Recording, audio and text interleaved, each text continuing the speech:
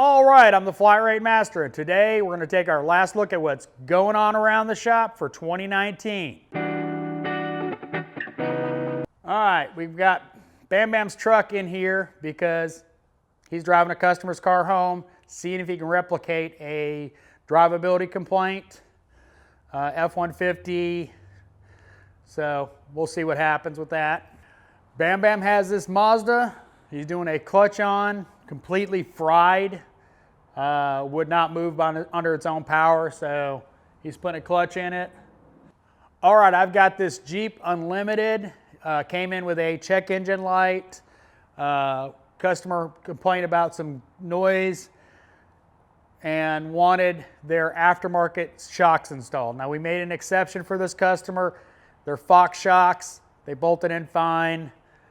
We did go ahead and install those. The check engine light is a thermostat code, verified. It was opening early. There is no reflash that I found on this vehicle, so got a thermostat, front and rear brakes, and I've installed the Fox shocks all the way around, and it's getting a battery. Because they also had a slow start complaint. All right, this Avalanche came in with a missing brake pad. Yeah. Wheel bearing was trashed on the passenger side. Piston was completely extended and leaking on that same side.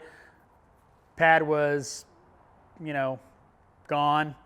So calipers, front pads and rotors, calipers, front pads and rotors, and a wheel bearing. And it also had a driver's side brake light complaint. He had no brake lights on the driver's side rear, obviously, and found the connector going to the harness going up to the bulbs was burnt, and I tried stable at 22. It did not resolve the issue, so I'm waiting for a replacement connector from GM, so hopefully I'll get that tomorrow and get it out the door.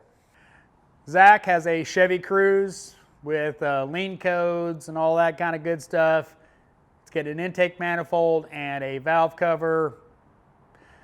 Valve cover's leaking, and the crankcase vent is shot. So it's getting the updated intake manifold because the ball's gone, and valve cover. All right, this Kia is also Zach's. It got a new turbo. The turbo was destroyed, not metal bits everywhere, but it was toast. Underboost codes, so we had the joy of putting a turbo in it. We've been a little delayed on it because a couple little miscellaneous parts that we had to get, but runs good. Should be ready to ship tomorrow. He's got to test drive it yet, but it's already ran. And that's the turbo right here. There's metal debris on one side of it, and the wastegate sticks, and it's wobbly, so it's toast. Josh has his Jeep Grand Cherokee with a starting complaint. He unfortunately hasn't been able to replicate it.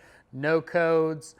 Probably the fuel pump relay is probably going bad. We've seen a bunch of those lately.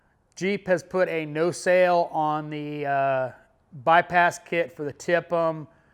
We got a relay coming.